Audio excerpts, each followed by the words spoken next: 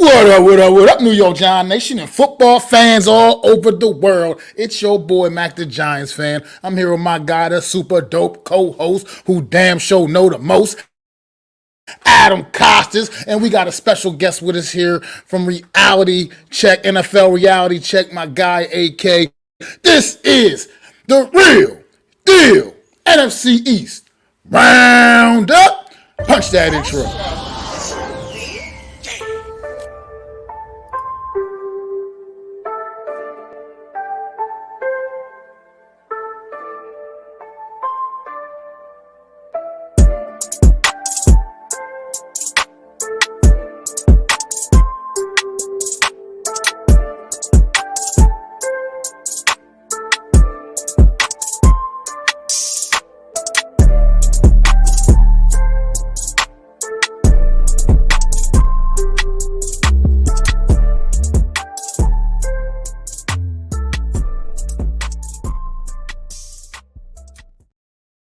Good morning, good afternoon, good evening, whatever time it is, wherever you are, man. Welcome to another edition of the Real Deal NFC East Roundup. What's going on in the chat? No Mets, no Jets. No Mets, no Nets, no Jets. What's going on? Thanks for popping in, bro. What's going on, Coach, man? Really appreciate you stopping in. How you guys feeling this afternoon, man? Oh, well, it's another week of NFL football. I don't know how I feel about our team. I think our season's over. I've already put out a little. I dug a little hole in the backyard and put a little tombstone there and say, "Here lies the 2023 New York Giants." And right now, the date is October 4th, and the season looks like it could be potentially spiraling out of control. What's going on? AK, thanks for joining the panel today, man. How you feeling today, brother? It's a pleasure. Appreciate you reaching out to me, having me on. It's always an honor to come up here and talk football with you guys. We are 4 weeks in now. Last time we talked, football hasn't even started yet. So, hope you guys are doing good. Had a big move, but glad to be back up here and talking football. Well, all right, man. Well, obviously, I invited you on for a reason, AK, man. Take everybody back, man. About 5-6 weeks ago, AK invited me on a stream with him. We had a talk for about an hour. We discussed the New York Giants in a pretty detailed length. And, AK was telling me a lot of things. I was kind of, defending. And I don't like to be wrong, but I'm also a man with a lot of integrity. And I can admit when I'm wrong. AK, you were right. This team absolutely is a dumpster fire. This team absolutely sucks. I have no defense for them. They are a disgrace. I don't even know how I'm going to continue to look at this team the rest of the season, man. You tried to tell me, I wasn't trying to listen. I was trying to defend what we've seen through 4 weeks of this season, man. And what has been an absolute disgrace. This is the worst stretch of 4 games that I can remember in the history of the New York Football Giants since I've been watching. And I've seen some bad football. I've seen some bad quarterback play, Dave Browns and Danny Cannells and guys like that. And I've seen bad, a lot of bad shit with this football team over the years, sporadically though, but none of it just as bad as it's looking right now at this point where we're at in this season, man. It's one thing to be a team that's, underarmed, with just less talent. For example, the there's 2 teams left in this league right now that's got a worse record than us. It actually is 2 teams that have a worse record. Carolina, Chicago. Both 0-4. But you know what? I don't think this New York Giants team could be either one of those teams either. You know why? Because at least those teams, they're 0-4, but they fight. And they're losing games because they just don't have the talent to keep up with their opponents. It's not because they're quitting. It's not because they're not trying. It's not because there's a lack of effort. And it's damn sure not because it's a lack of heart. And this New York Giants team has a serious lack of heart. And that bothers me as a fan. Because I could accept the losing because we just don't have the talent. I can't accept what I'm seeing from this football team. And then when they get out and say the things they say in front of the media, it makes it even that much worse. So I just wanted to come on here. I wish I had a big old plate of crow to eat for real, but I do not, obviously, because people don't eat crow for real. But I'm eating it all right now. You never know. Because AK, you were absolutely right. Matter of fact, AK, you were actually you were kind of wrong. Only about one thing. You gave us a little too much fucking credit. This team ain't winning 5 games from what I'm seeing. I don't even see another win on this schedule right now. I honestly look down the rest of the schedule and I don't see another W. Oh. I just don't. I see it being that kind of a year. Because right now, the way this team is played and what I've seen, look at the rest of our opponents on the schedule, every single one of them are playing significantly better than the New York Football Giants right now. Whoa, Mets. First off, bro, you are completely fucking wrong. I gave plenty of fucking detail why, dude. I mean, these two guys I talk to a lot, man. Maybe you're right. Maybe I didn't go into crazy fucking minute detail on YouTube, but I did off YouTube. Adam knows. I talk to this man every day, man. I'm the same one that called Jordan Love. I'm the same one that called Baker Mayfield. You know, I mean, come on, man. I've done a lot. I've said a lot, and damn near everything me and Adam have both said have come true. I'm not here to even take your crow, bro. It is week 4. Craziest shit has happened, but, you know, listen, I can tell you right now, you look at CJ Stroud in Houston. He is winning with 4 offensive linemen out. 4 of his starting offensive linemen. You look at Jordan Love. He is winning with Bakhtiari out. He is winning with Aaron Jones out.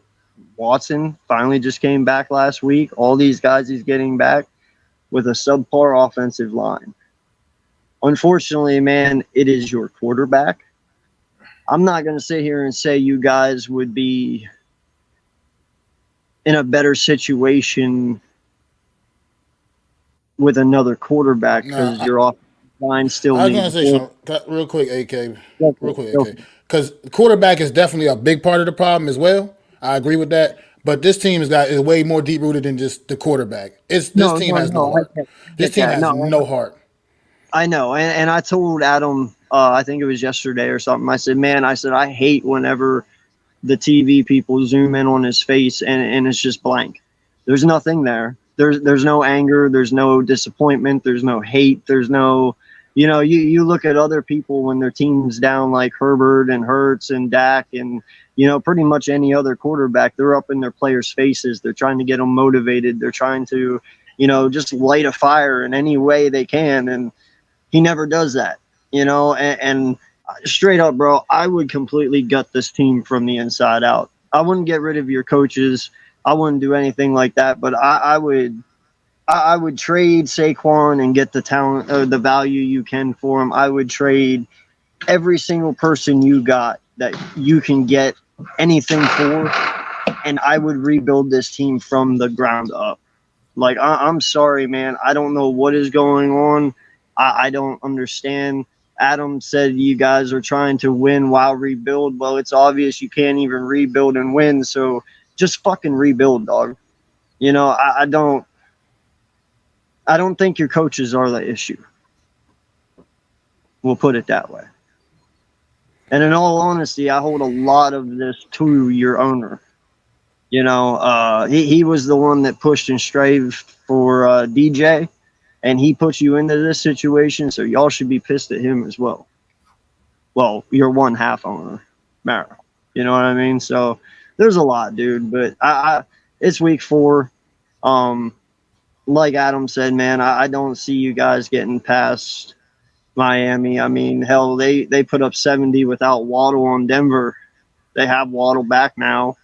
You see your guys' defense this past week. The missed tackles are ridiculous right now. Like, they're just going to slice up this defense. And then you got the Bills after that with Von Miller returning.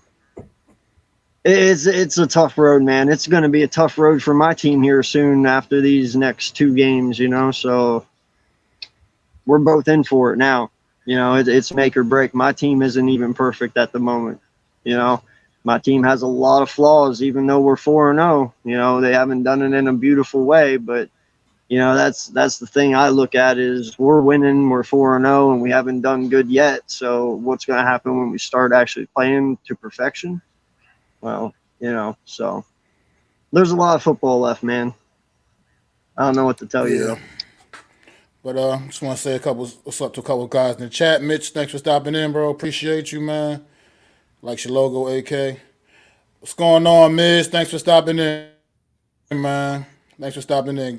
Garrett Hudson, I've never seen you before. Thanks for stopping in, man. If you're new to the channel, please sub up, bro. Appreciate it. Hit that thumbs up. Really appreciate it, man. But yeah, guys, I just wanted to do that. I felt like I had to do that. I had to man up, do that because, like I said, I was defending this team very, very hard. Really, really overly optimistic. Obviously, I don't know why I let this team allow this team to do this to me each and every year. When I've known the reality, I have truly known the reality, and like you said it best, AK. This thing is rotten to the core. It needs to be torn all the way down. Nobody's expendable. I mean, everybody's expendable. I mean, as far as I'm concerned, everybody's expendable. I don't give a damn what the name on the back of your jersey is. If it can help lead to making this team better, then everybody's expendable. I mean, Right, man. there's not really much, not much to really build upon, not much to build on with what's on this roster right now. But I just wanted to do that real quick at the top of the show. But while we got you here, because AK is probably not going to be able to stick with us for the whole show. So while we do got AK on, we do want to get back into our normal programming as usual for right now, man. And so we're gonna get started with the Eagles in Washington, which was by far the best game of the weekend within this division. Overtime thriller. Eagles came out on top once again, 34-31, remaining undefeated on the season at 4-0 and the top of the NFC East all alone. So, AK man, how you feel about this Eagles in this Eagles Washington game, bro? Since you got you here, go with you first. First off, Washington, they don't get enough credit. You know, they have a very decent football team. They're not top echelon. They're not, you know, going to. Well, I can't really say that right now. They're going to be a good football team all year long. Now, I don't know if they're going to last against Miami. I don't know if they're going to last against Buffalo and some of these other high-powered teams we're about to face, but they are competing at a very high level right now. They gave us a run for our money, and you know that's kind of something that really irritated me about this game, man. You know, it showed my offense and my defense are struggling right now. We do have a new offensive coordinator, defensive coordinator, but, you know, even though we're having bad times right now, we're still winning. We're finding ways to win. I told Adam today, you know, a lot of people are like, yeah, but they're barely winning winning these games. It's like, yeah, but, you know, I'd rather win 17 games by 3 points and know my guys can tough it out and battle it through till the end and win than just blow everyone out. And whenever a close game comes up, we lose. I mean, you look at all our games last year that we lost in that run to the Super Bowl. Kansas City, we lost by 3 points. Close game. Washington, close game. We lost that one. You know,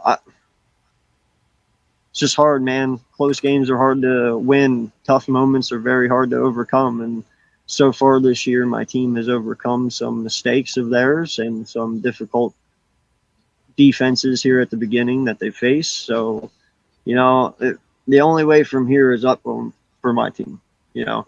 But Washington definitely, they deserve some credit, man. They're playing hard. And Sam Howell, you know, I know he had a tough game the week before last, but Sam Howell's playing really well, man. You know, I like to look at Sam Howell as a better Ryan Fitzpatrick.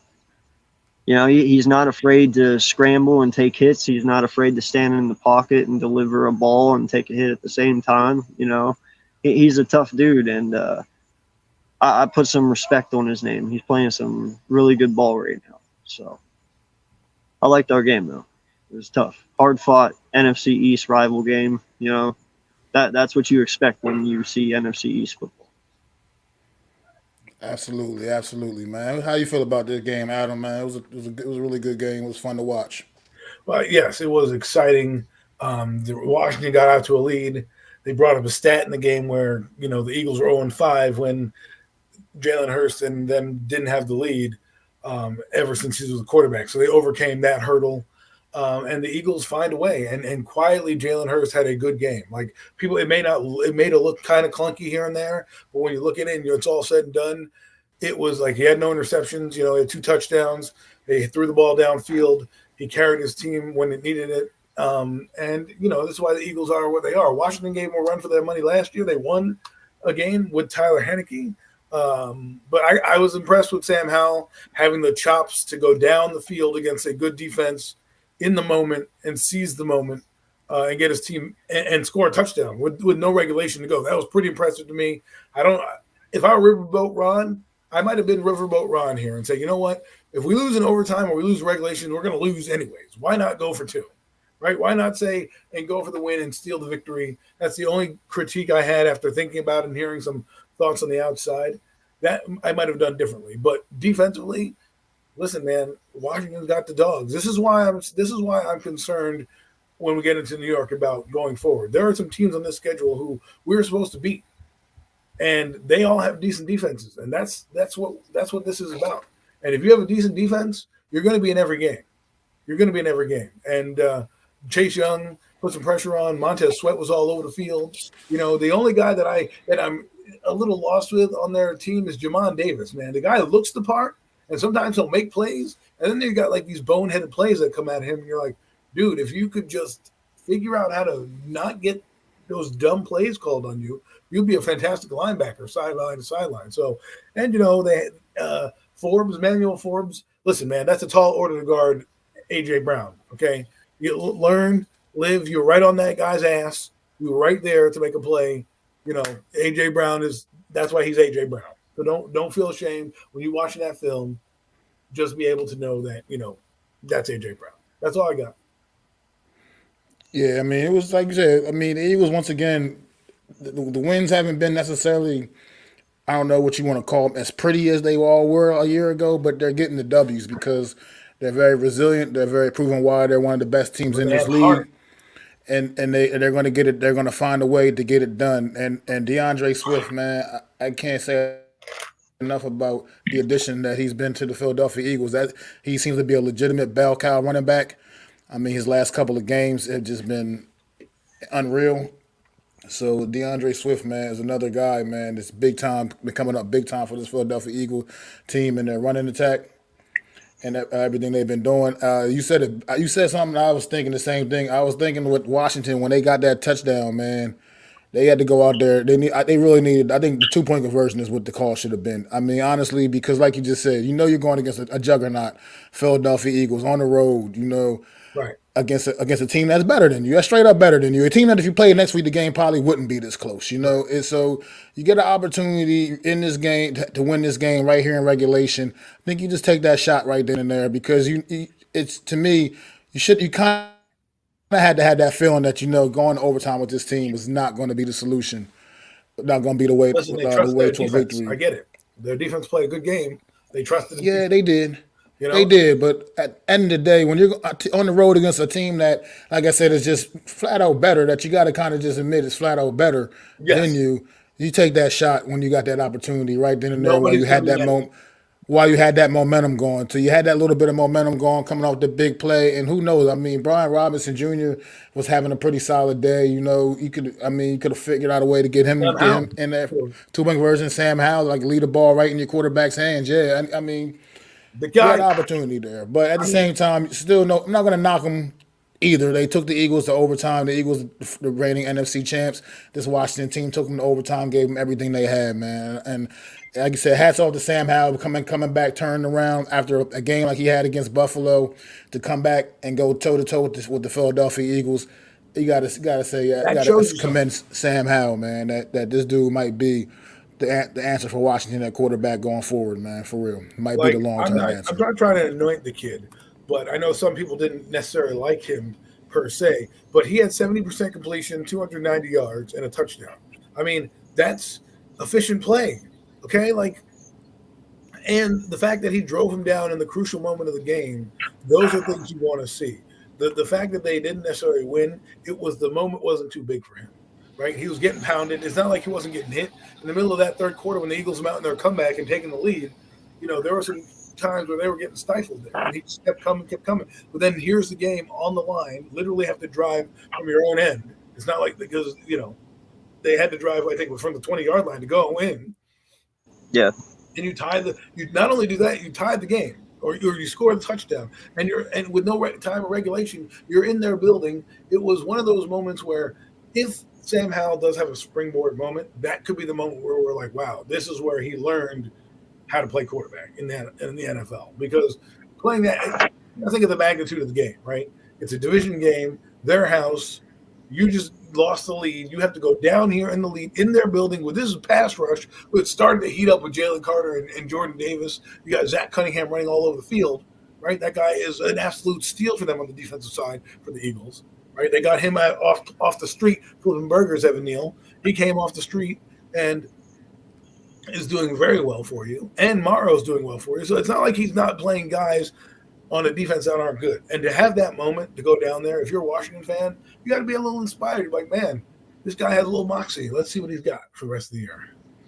No, I'm telling you, man, like so many people gave this kid shit 2 weeks ago against Buffalo. And they were like, oh, he's not what we thought he was after one freaking game. It's like, dude, do y'all not realize that is a great Bills defense? It's not the fact that he sucks. It's just that is a very, very good Bills defense. And then Miami goes to lose to the Bills and he has a good showing this past weekend. And it's like, oh, so it wasn't Sam. No, it wasn't. It was just they're that good. I mean, I agree, man. It's just for a guy, a young quarterback like him. A lot of quarterbacks, they don't bounce back from games like that when they're young quarterbacks. It just kind of snowballs. But this guy was able. He stood up. He got back up, put his drawers back on, big boy drawers on. And he said he was going to do it. And he went back out there the following week and shut the doubters up once again, like I said, going against a very good Philadelphia Eagle team and damn near winning the game in their building. So it's just something to be said about that. Is what we need to see out of Daniel Jones. I mean, this guy is in his second season, and he stood up at the podium the last game, so the game's on me. I'm going to have a better game. While Daniel is subdued, we want a little bit of that fire. Even with Eli, we asked for that same thing, and Eli gave you the jabs to Tiki Barber, to Michael, to all the haters out there. He gave those jabs within his own little Eli context. Where you're like, oh man, he really is fighting back a little bit. We haven't seen that yet, and so to see that from Sam Howell right now on a team where this is a fifth game starting in a big spot. Their team is jockeying for position for possibly a wild card spot. I know it's early to say, but they're 2-2. If they go on and beat the Bears next week, they're 3-2. They then play the Cowboys, who knows what that team's going to show up, And then you have the Giants right after that. There's a chance you could be going into that game against the Giants at 3-4 with an opportunity to be 4-4 your second half of your year. Absolutely. Let's get right to Thursday night football. Unless you guys have any more final thoughts on this Washington-Philadelphia game from Sunday.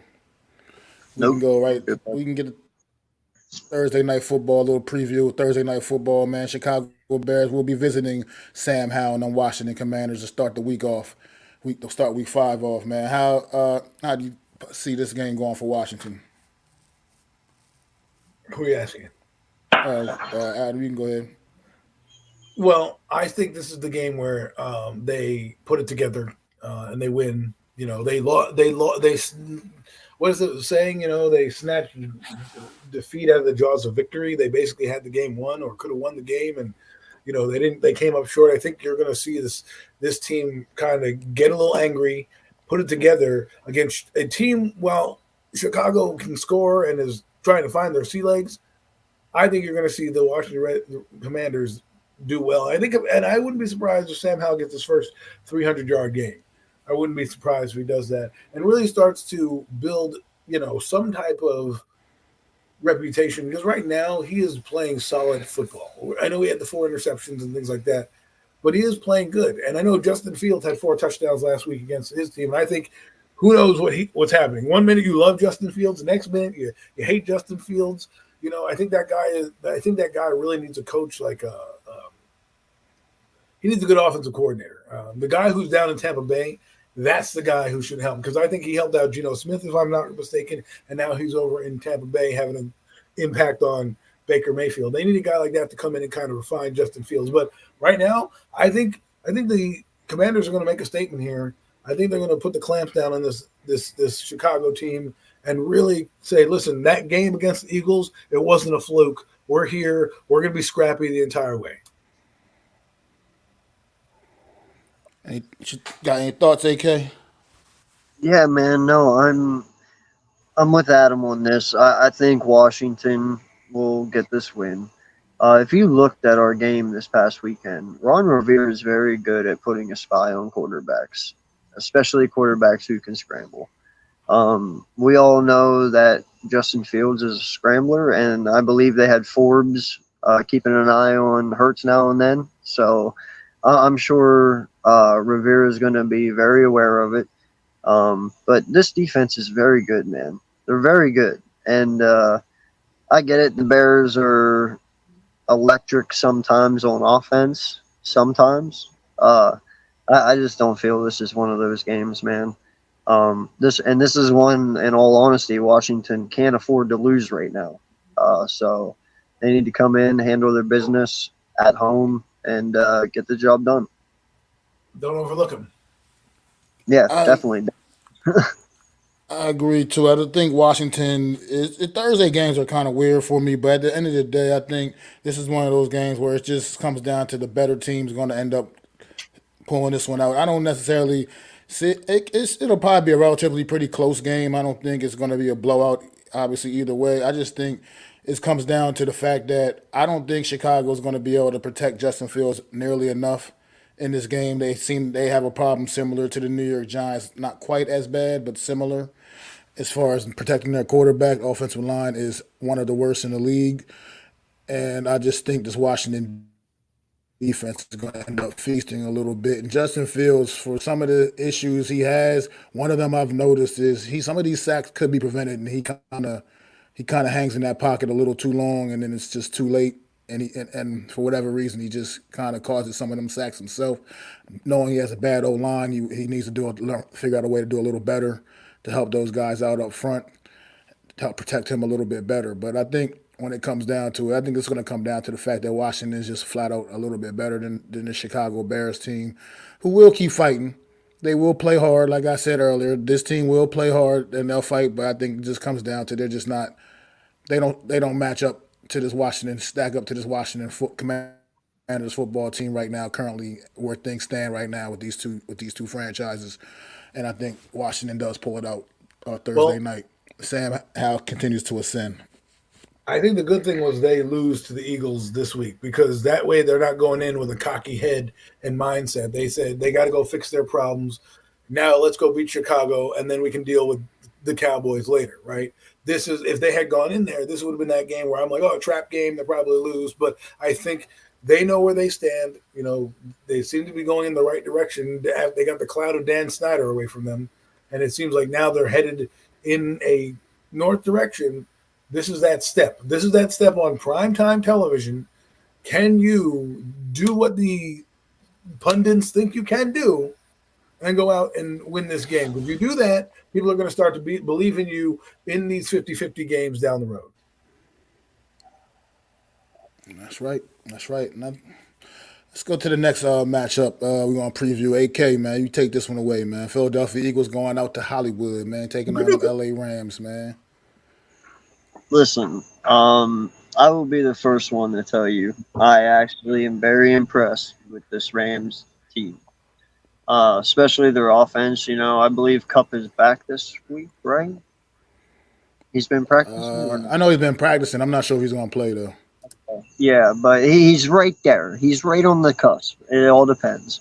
But, dude, Puka Nuka, holy shit, bro. Kid came out of nowhere. Tutu Atwell. Listen, I have total faith in my team, but this is definitely going to be a nice test for my offense. You got Aaron Donald still. I do not believe the tush push is going to be as easy as what it's been over the last couple of weeks, especially when you put AD there in the middle. But offensively, they got some power, man. They don't have any big name people right now, but they got some power.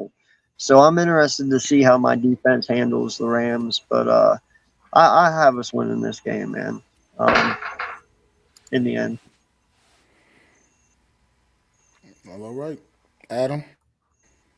I think I think this game is going to be an interesting one, an interesting test for the Rams. Matthew Stafford is having an okay season touchdown interception wise. He is passing the ball, however, all over the yard. He has 1,200 yards passing in 4 games. People, that is insane numbers to think about. It's 300 yards a game. The touchdowns is where he's lacking. They have a 100-yard rusher in Karrion Williams, so they know how to run the football. They had 468 yards of total offense last week for the Colts. They had 164 yards rushing, six yards of play. They had 27 first downs. They were basically 40-something percent, 48% on third down. They had 78 plays. They are a pretty good team. Okay, they can play with any. Those are average numbers, but they can play with anybody. And the Eagles are a team who will allow you to get some yards on you. So if they're able to put it together with these receiving cores, I wouldn't be surprised if they're not going to win. I don't think they're going to win, but I wouldn't be surprised if it's a closer game than we think. Just because, look what the Redskins, the Commanders did. They have Terry McLaurin. They made some plays. I think plays are going to be there to be made. Matthew Stafford's a little wiser. He will give you the ball, though. That's one thing Matthew Stafford will do, is he will give you the ball. For all the great things he does, he will turn the ball over. If he tries to keep it close, could be a tough test for the Eagles. And I think the Rams are going to come to play. I really do. Well, listen, man. This is what I fear. Okay, we are first in run defense, but we are either 32nd or 31st in pass defense. I do not like those numbers in pass defense, considering we were in the top echelon last year. Now, we did make some changes here this past couple days. We brought Robbie in, to play our nickel. So Bradbury's going to be pushed back out, and Slay is going to be out there too. And obviously our linebackers are playing really well right now, but still we are 32nd or first in pass defense. That does worry me. And this is a passing team, so I'm interested to see how they handle it. Yeah, this is going to be an interesting matchup. This is another thing that I was also very wrong about prior to the start of this season. Is this Los Angeles Rams football team? Thought they were going to be pretty much competing with like the Arizona Cardinals for like that first pick in the draft type. I thought they were going to be that kind of bad, honestly, and they're definitely not. You got Puka, this kid Puka, 5th or 6th round pick. I can't remember. It was one of those rounds he was picked in, though.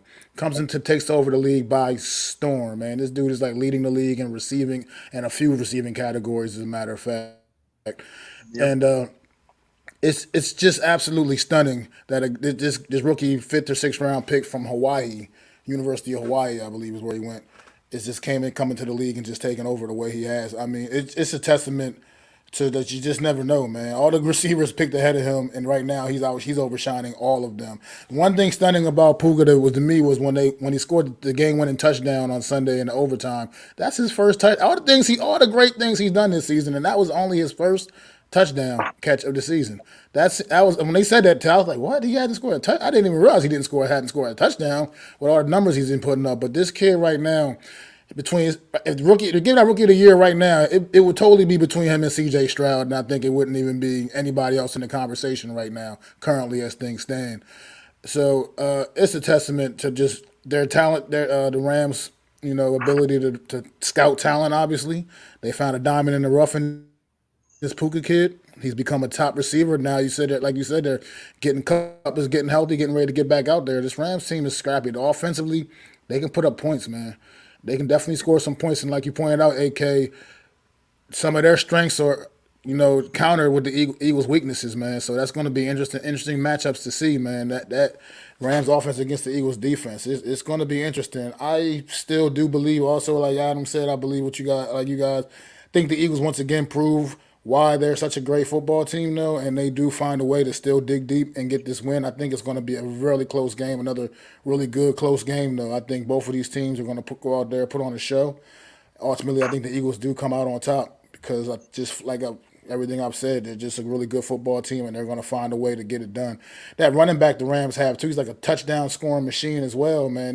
This Rams team has been very impressive, man. I do have to say, definitely one of the surprises of the season for me thus far, due to the first month of the season.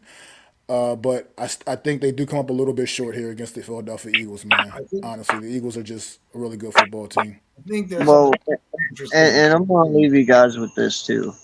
Stop fucking playing Kenny Gainwell. There is no reason Kenny Gainwell should be out on my field unless he's giving DeAndre Swift a breather. Like, dude, I don't know where Swift went last week. I mean, I believe that Washington game would have been a lot worse for Washington if we would have used Swift more. But for some odd reason, there's times he just disappears. So, I don't know, man. I just want to see more of Swift. Well, I think He electrifies our offense in an entirely different way. Well, one last thing I'll say about the Eagles is people tend to forget they're the NFC defending champs. So all these teams are going to try to give them their best. The fact that they're winning, whether it's not pretty and they're winning by grudging it out and winning in overtime, that's the mark of a true champion and a true winner. And they're trying to tell the world that, hey, we're still the NFC champs for a reason. We need to make sure the NFC comes through us. So that's why they need to win games like this. And that's why I believe the Rams will give them their best shot, because they're going to say, hey, listen, if we can go toe-to-toe with this team, it can springboard us, in the season to maybe beating other teams who are on our level, because we know we can hang with that team. Yep. Totally agree, man. Totally agree, man. Any just final thoughts, guys, before we move on, man, about the Philadelphia Eagles? I really think that we're looking at a team that can win in many different ways. Last week they won with their kicker. That's the exact reason they pay him that much money. They know he can nail those big kicks at big times. That's why people like that team, get a kicker with accuracy. They don't care about necessarily, hey, let's get 3 points and be a boomer. They get this guy because we don't necessarily want to score 3 points, but when we need you in a dime clutch situation and we have to only get, to the opponent's 35-yard line or something like that, or the opponent's 40-yard line, because you can boom it 59, 60 yards, that's why you get that kicker. That's why the Eagles are where they are. They can win on so many facets, so many levels, and that's why they're going to be tough to beat this year. Well, all right, man. Good stuff. Good stuff. We'll move on, man. Move on to the team we all love to hate. The Dallas Cowboys they were coming off of a really, really bad loss against the Arizona Cardinals in week 3. And they definitely bounced back with a vengeance in week 4 against the New England Patriots, man. Destroying the New England Patriots 38-3 down in Texas Stadium, man. Adam, go ahead and start this one off, man. How'd you feel about this game? Well, first off, my God, when you talk about a statement, they heard all the press clippings. They heard we got beat by the Arizona Cardinals. We stink. We're not Super Bowl contenders. You don't think they listened to all that all week? They did. Mike McCarthy had this team rallied. I thought New England would have had a better showing because what New England showed, I didn't think they were going to be that terrible. But my God, it's almost like it's almost the 40-0 drubbing that they did against another quarterback named Jones on Monday night 4 weeks ago. It was just an absolute abomination. And I just think it's crazy. Now, the true test will be what they do next week, because the Cowboys still have a lot of red zone issues. It is their one thing that's holding this team back from being absolutely could be the cream of the crop team is the red zone issues. I don't know where it's going to come from. I'm not sure if it's a tight end thing because they don't have Dalton Schultz anymore. And now you're starting to see, because Mike McCarthy's taking over play calling, he used to love the tight end. Remember Jimmy Graham? He loved the tight end in his offense. And now he doesn't really have that guy to be a security blanket for Dak Prescott in the seams. That's how his teams rolled. They used to have Donald Driver on one side, Jordy Nelson on the other, Randall Cobb in the slot, and Jimmy Graham in the tight end position. And what that allows you to do is open up the field. Right now you have CeeDee Lamb and you have the 3 receivers. You just don't have the established tight end yet. And when that tight end, whether it's Jake Ferguson or Pendershock or whomever decides to step up, or maybe they make a trade for a guy like maybe Zach Ertz from, Arizona, saying, "Hey, listen, man, we need you. We need this." That might be what propels the Cowboys in getting somebody in the red zone, allowing your skill position players to thrive with a good tight end play. Absolutely. And Garrett Huston in the chat, we will be getting to that soon enough, my friend. So just hang tight. We will be getting to that soon enough. Any thoughts on this massacre in Dallas last week, AK? No, not really, man. I'm gonna have to be getting out of here, but in all honesty, dude, Dallas could win out the rest of the year. It does not matter to me. You lost to Arizona, and if that is the only win Arizona gets, you ain't living that one down. I don't care, man. Dallas is Dallas. You know, they're gonna win games, they're gonna lose games, but in the end, they're not gonna be a threat. So I'm not worried about it, man. This is a game they should have won, truly, and they did. So, it is what it is. But yeah, man, they did all right. Well, they went out there and they destroyed the New England Patriots, and honestly, I wasn't surprised by this result. You called I it. know a lot of people were thinking it was going to be a competitive game, closer game than what it was, but I just kind of noticed. I feel like I got a feel on this Dallas team. I've been watching them for several years as well, being the New York Giants fan that I am. So I didn't I didn't clip this one this week, but I do know that I was expecting this team to do exactly what they did because this is what the Cowboys do. They come off of an embarrassing loss. They respond from an embarrassing loss with this kind of a victory, and they do it pretty much every year. You can set your watch by it. You're going to get a point in the season where the Cowboys are going to have a ridiculously embarrassing loss to some team that they have no business losing to. Like the Arizona Cardinals in week 3, and then they come back and whoever their next opponent is, watch out because they take all that frustration out on that next opponent, and that happened to be the New England Patriots. And I kind of expected this to be how it was going to be. The Cowboys honestly didn't even necessarily play their best football here. Like you said, they still have all kinds of major red zone issues. This team seems to just they can move the ball well in between the 20s, and they get in the red zone, and it's kind of just head scratching why they suddenly have the issues that they have. But but this team is still going to be fighting to the end. They're going to be right there with them and the Eagles battling it out for this NFC supremacy. Right now, the Eagles are standing up there all alone, but the Cowboys are still not going away, man. So we'll see. We'll see what happens. The Cowboys got a big one this week coming up, man. We're going to talk about that in a couple minutes. But this Dallas Cowboy team. I think it's like a Jekyll and Hyde almost. Like you just don't know what you're going to get sometimes with them, and that's we know they're good. They're great in the regular season. Obviously, this team is. I can't imagine this team not making the postseason. So we'll see what they got when it gets down. When we get to January, because that's what it's about with the Cowboys at this point now. It's not really about what they're doing this time of the year. This team needs to get over that hump in January, and we'll see if they're able to do that when we get down to that. When we get to those months, those winter months, those playoff weeks, and see what this Cowboy team can do, man. But speaking of what they can do, they got a big one this week, a huge one this week. Could be game of the week type of status. Sunday Night Football, man. The Dallas Cowboys going out to Santa Clara, taking on them San Francisco 49ers, man. What you think about this one, Adam? Well, hey guys, I'm gonna get going, but appreciate you having me on. Thank you so much, and I hope to see you guys soon. All right, AK, thanks for coming through, man. I appreciate you, brother. Thanks for coming, man. Make sure y'all sub up to AK at NFL Reality Check, man. Thank you. You guys keep up the great He work. gave me a reality. He gave me one hell of a reality check. So Hey, we'll go over all the other stuff I was right about some other time. We still got that Jordan Love conversation to go over. yeah. All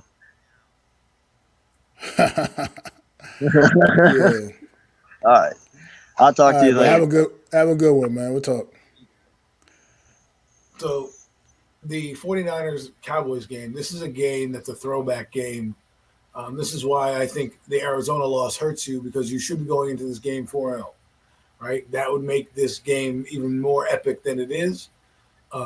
It could have been the news of Diggs getting injured and kind of your best player, whatever. But hey, I think this game is going to be throwback. I really do. This is a team that needs to get over the hump. The Cowboys need to beat the 49ers because this is where their last game was, in Santa Clara. They didn't play well, even though they kept the game close. Their defense played an outstanding game to keep their team in the game, but their quarterback kind of let them down with a couple interceptions. So we'll see if they can still play that same game, keep up with this team, try to make fits on Brock Purdy and try to get him to make some mistakes. I think it's going to be a tall order, but I think we get one of the best game previews so far this early season. Which we're in week 5 right now. We're starting to see some teams that are going to start to pull away, and some other teams that are going to start to fall to the wayside. And then there's going to be some teams that are probably like the Rams that are going to be scrappy the entire way, right? This is one of those games where this is why the Arizona's so bad, because you lost to San Francisco, right? Let's say you lose. Let's play the hypothetical. They're 4-0. You lose to San Francisco, and you end up with the same record as them. But the head-to-head tiebreaker is there. That is what you need. That's why the Cowboys need this game. If they hadn't lost to Arizona, I could say, they could bounce back some other way because maybe the 49ers will slip up. But now you basically have to not only beat out the Eagles, but possibly beat out the 49ers for top spot. This is going to be a big test. We'll really find out if this Cowboy team is for real or if they're probably going to be fraudulent. If they don't correct those red zone issues, it's not going to matter what happened, because teams like the 49ers, they score touchdowns. They don't use their kicker. Their kicker is to put 30 points on a 27-point lead. You know what I mean? That's what they're there for. They don't really need a kicker on their team. So you need to go down there and score points, bury them early, make them play from behind. They haven't really played from behind too much this season. They always take a lead and kind of just dictate. You be the dictators. You tell them how this game is going to go. Micah Parsons a little banged up. We'll see what he can do. That Cowboy defense showed they're still good. It's going to be a fun matchup. I'm looking forward to it. Yeah, this is absolutely like just a prize fight, man. You just something you just waiting for, like that battle you want, a battle you just want to see, man. Two of the best teams in the conference by far. I think the one issue the Cowboys have here in this game is just what San Fran does the best, man, is the Cowboys' weakness defensively, and that's run that damn rock, man. Christian McCaffrey, the numbers he's putting up right now, he's putting up MVP numbers right now. He's definitely would be an early season candidate for MVP of the league right now, which normally goes to quarterbacks for why I have no idea why. It just seems like quarterbacks get all the consideration for MVP awards.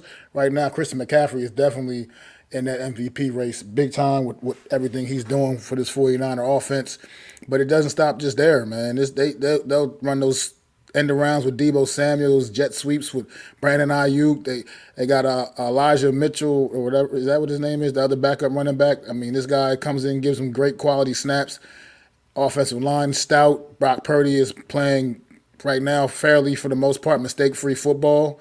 He's not necessarily blowing you away with the numbers necessarily, but he's playing really good, solid, mistake-free football, and he's definitely he has not been a problem on this 49er team whatsoever. They're also, the Eagles are the last two of the undefeateds, 4-0, both standing tall at 4-0, and I think this is a big week for the Dallas Cowboys to see what they really are made of, man. You can't go out there flat in any way, shape, or form, like you said, and it could be crucial for the tiebreaker scenarios later on in the year, like you said, Adam. That was a great point you brought up, because these are the kind of teams that the Cowboys are going to be in the mix with, the 49ers, the Eagles, in those tiebreaker situations. If it comes down to y'all having like the same record, who's number one seed, it'll come down to these head-to-head matchups like this. So this game is very important for the Dallas Cowboys, and I think it's obviously not. I wouldn't say it's a must-win for the Dallas Cowboys right now. Currently, they're still a very good football team. If they want to be the number one seed, it goes along. If they want to be the number one seed, it goes along. Well, yeah, it goes a long way into that. Yeah, for them to try to, if they want to try to capture that top spot in the conference, this game they have to figure out a way to beat this 49er team. With that being said, as the 49ers, I think they come up short. Well, ask the 49ers what it meant last year to have home field, because they had to go to Philadelphia. And if they're in home field, it might be a different ball game for them, right? The Dallas Cowboys, they're a team we think needs success, right, to maybe keep their coach around. So this is a game you need to go out there and show the NFL, yeah, we had a fluke against Arizona. This is the team we really are. We're the Super Bowl team that you guys think we are. Go out and prove it. Prove it right now. The 49ers, they don't need this game as much as the Cowboys. We know where they're going. They're either going to be 1, 2, possibly 3. But either way, we know that they're going to be one of the two teams fighting for the NFC Championship game at the end of the year. We just know that. We know as Giant fans firsthand. We watched them destroy us, right? We also watched the Cowboys absolutely beat the hell out of us as well. Actually, as a matter of fact, kept us scoreless in the game. So if anything, right now, the Cowboys should go in there and handle their business. And Brock Purdy, you need to make him come back down to reality. You need to say, all right, you are the 7th. Why were you the 7th pick? Let's make you look like the 7th pick, the Mr. Irrelevant. Do that, and you're on your way. 49ers, they lose to you, they're just going to keep it moving. They're like, all right, well, we lost to the Cowboys. We'll see them down the road. We'll take care of that then. The Cowboys, I don't think you're going to come back in Santa Clara in late January again and say, well, we beat them in the regular season. We can do it now. Or, we lost them in the regular season. We can do it now. No, I think you need to beat them so that if you do meet them again in the championship game, the divisional round, wherever, that you can be like, yo, we got over that hurdle. We got over that hump. We can go in there and win. So who you got this week then? In this game, in this big, massive Sunday night matchup, which, by the way, is probably early on this year the best Sunday night matchup thus far. Arguably, yes, it'll probably be the best. It might be the best of the year. We could be preview. I know it's early to say because actually it's not really early. The season's 4 weeks in. We only have like 13 games left. It's crazy to think that, right? And one starts tomorrow. But this could be a preview of the NFC Championship game. Who knows? Possibility. Whoever wins this game, I think. Unfortunately for the Cowboys, I'm not picking them here. I just think the 49ers are going to score touchdowns, and the Cowboys are going to only score in the red zone. Can't really score in the red zone. I think those red zone woes come back to bite the Cowboys. If they can knock a few of those in, maybe get 3 touchdowns and a couple field goals, they can win this game. But if they're still going to have those red zone woes, they're not going to win this game. So I'm going to pick the 49ers.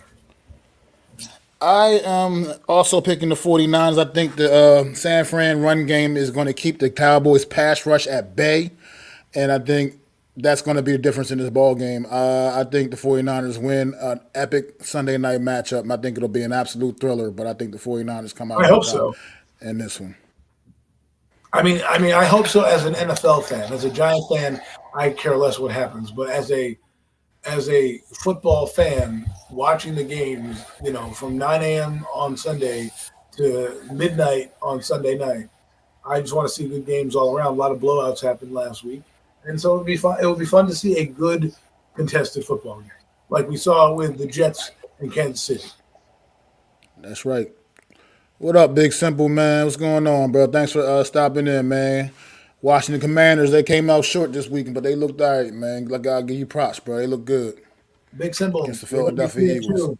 In about 72 hours, you'll be sitting pretty in third place at least. But now, y'all, it has come to that time of the show for us to talk about the shit show on Monday night in MetLife Stadium. The absolute shit show in MetLife Stadium on Monday night.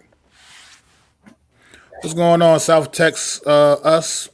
What's going on, bro? Thanks for stopping in. Really appreciate it. New to the channel, hit that thumbs up for me, man. Subscribe to the channel, man. I really appreciate it. But, yeah, we're here. We're at that point. We have come to this point. 24-3 L in primetime. Another primetime L for the New York Giants. Another embarrassing loss in general for the New York Giants. Look, Adam, I don't even know where to begin. I've said so much I've had to say about this football game. What's going on, Coles Cowboys? Thanks for stopping in, bro. But, look, this team is a disgrace, like I said. They're an absolute disgrace. And as much as I love the New York Football Giants, and will continue to love the New York Giants, so don't take my words out of context. It's embarrassing at this point when I walk down the street with all my New York Giant gear on, and I just know that this team is an absolute disgrace to football right now, disgrace to the NFL. Just everything going on with this team is wrong. Everything about this team is bad. They put on another just terrible display in front of their home crowd. Two home games, they've been outscored 64-3 in two home games this season. Two home games, they have surrendered 18 sacks to their opponents in the two home games they played this year. That's what they're giving the MetLife faithful that comes out there waving their towels, loud and proud as New York Giant fans, New York Giants faithful. This is the product that's being put on the field for these people that are coming up there spending their hard-earned money to see this football team play, because they're not seeing this football team play. I don't even want to call them a football team because they're a bunch of heartless grown men, and that's what they've shown me on the field through 4 games. They have no heart, no desire to win, and it's just hard. It's just at this point it's excruciating to look at, let alone talk about. Adam, take it away, man. So, can you repeat those two things you said? What were the sack numbers again? 18. They have surrendered 18 sacks in two home games. And what was the point spread in two home games again? 64-3. Okay, so Evan Neal, listen up. I'm talking to you. I'm coming at you. Yes, you, the one who told me that I flip hamburgers for a living. I'm coming at you. You know what? You gave up 18 sacks in 2 games. I can boo your ass. You know what? Your offense scored 3 points in 2 games at home. I can boo your ass. You know why? Because I spend money on your jerseys. I buy your concessions, and I do everything I can with the little money that I have, not flipping burgers, to come see you give me that performance. And you have the audacity to sit there and tell the media that we as fans who pay hard-earned money, who spend time, take time away from, who might take their kid or their child or their hard-earned money that they know they can't afford to do it, but they go out anyways because it's one time a year they can go see a game. You have the audacity to tell me that I can't boo your crappy performance? How about you do better? How about you do better and prove it on the field? Then you won't get booed. Then you won't get booed. You know why? Because we can stand a loss with a team with heart. We can't take losing when you don't even show up. You're just collecting a paycheck. And by the way, Evan Neal, you get run by like a turnstile, okay? Every game, there is somebody running by your ass every week. And you're trying to tell me you're getting better. You're trying to tell me my eyes can't see that. I'm sitting at home on TV and I can play tackle better than you. And you have the audacity to tell me this? And, oh, well, I know more about football. Well, guess what? Your coaches know you stink too. That's why they signed Justin Pugh. They know you stink. The only reason you still have a job is you're a top 5 pick. Okay? If you are a 7th round pick, they tell you to hit the road. But right now you're coming out here and having a poor performance. You know what? If Kayvon Thibodeau came out here and said, you know what, the fans are booing, we stink, he at least had 2 sacks. What do? Give up 2 of those sacks on the other end? They had 10 sacks given up last week. I'm sure your ass is accredited for at least 2 of them. And you're going to sit here and tell the fan base that they can't boo your ass? You know what, Evan Neal? I'm sorry. You know, you went to Alabama. You know everything about football. Hey, you're a great player. You know what good football looks like. Guess what? You don't. Because you came to New York, you rested on your laurels, you rested on your big old fat ass thinking like, I can do this. And guess what? You haven't improved in 2 seasons. They're comparing you to Eric Flowers, not me. You rested in Twitter world. How about you go look that up? How you gonna let Eric Flowers, who Giant fans absolutely hate, who absolutely can't stand the name, it makes them cringe. You know what I mean? It makes them itchy. It makes them it's sick to their stomach when they hear Eric Flowers. And you have a worse passing record than him. So don't come out here and tell the fan base and sit here and say, we can't boo. We're New York Giant fans here, and we've been here long before your ass got here, and we're going to be here long before your ass leaves, just like Don LaGreca said. So you sit there and you take it. And you take it. You know what a leader does? And this gets to my next point. You know what a leader does? A leader doesn't say anything. He said, you know what? We got to play better, and then they deserve better. That's what they would have said. No, you come out here spiteful. This is why I think this team is fractured. Mentally, you are not there. You should not be focusing on the damn crowd. You know, you should be focusing on Jalen Phillips and Bradley Chubb, because those 2 guys have a get-right game. Go listen to the Miami media. You know what they're saying? This is a get-right game. Guess what? Bradley Chubb, they already know they're in your head right now because you're talking about the damn fans. You're worried about your damn performance. And not only that, you're banged up with an ankle and a wrist injury. So this is the problem that this Giant team has. No leaders. That's why we tell you about Daniel Jones. That needs to come from you. You need to go over to that guy and say, shut the hell up. This is my team. You need to shut up. Fall in line. You're the reason why I'm about to get railroaded off this team. Can't block nobody. Adam, so eloquently pushed. Thank you for all of that because it needed to be said. Because Evan Neal is not the first player to comment on the fans booing this season. Kayvon Thibodeau did the same thing a couple of weeks ago. This is ridiculous. This is the ridiculousness of this football team right now. Evan Neal, if I'm going to pay my $300 out of my whatever amount of paycheck, out of my little paycheck that I get to go see your dumbass play, then I better see something better than what the fuck I've been seeing. Evan Neal, you want fans to not boo? Then do your damn job. I get up and do my damn job every day, and I ain't getting paid nowhere near what you getting paid, bro. I sat up on Monday night. I sat up and watched your sorry ass do nothing all night long. Block your own teammate. Stayed up till past midnight, almost 1 a.m. doing a damn live stream. Had to get up and be on the clock at 6 o'clock a.m. on Tuesday morning because that was my love for this football team. And that's the product you gave me. That's what you gave me to sit up and watch and lose hours of sleep to watch that product. And then you want to complain about booing? You're lucky all they're doing is booing. You're lucky that's all they're doing is booing. Dude, he blocked. Lucky you're not getting bricks thrown through your window. This is absolutely incredible that you're going to sit here and try to tell the fans that spend their hard-earned money that they shouldn't boo. You guys stink so bad that you should be paying for the tickets for the next game and just say, come on in, flock in, week tickets on us this week, games on us this week. Because that's how bad y'all been. That's how bad this football team has been. It's been horrible. It's been a disgrace. You guys have no heart. Like, you have no ability no desire. No desire whatsoever, man. You got to want to win your battle sometimes. You're not always going to be better than the man standing across from you, but you got to want to win your battle sometimes. I'm going to go into a little story about myself back in the day. I played a little football back in the day. Obviously, I never made the NFL, but I played against some guys that have made it to the NFL. One in particular, a guy, I don't know if you guys know, a pass rusher from the 49ers named Julian Peterson, many years ago. I'm kind of little old. 98. Well, before he went to Michigan State, he played at a school called Valley. He had to go to Valley Forge Military Academy. He was there. The school I went to, we played against Valley Forge. So we getting ready for the week, and he just happened to be my assignment. Now, I didn't have a good game. Obviously, Julian Peterson, great pass rusher in the NFL. But I also didn't go out there and get completely embarrassed either, bro. I also went out there and had enough desire to win some of those battles. He didn't just come and railroad me. I wasn't a complete turnstile against a guy of that caliber. He was better than me, obviously. But I had enough heart to go out there and fight. And I won some of them damn battles.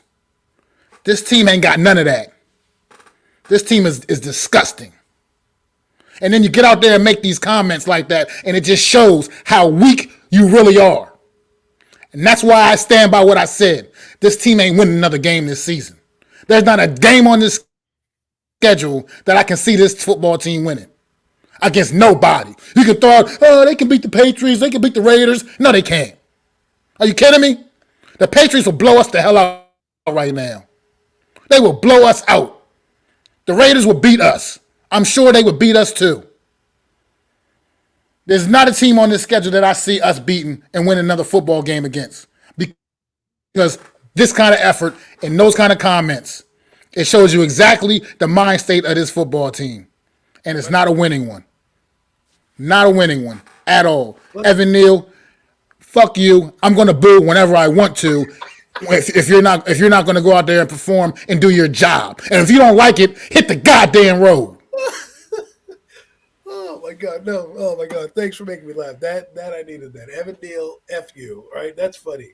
You know what's funny? I'll say this. I think the entire team is weak mentally. And what I mean by that is there's no leadership that's happening because there's leaks in the locker room. There's people pointing the finger at the quarterback already. The coach doesn't really like the quarterback, and this is why Saquon Barkley doesn't want to wear the C on his chest.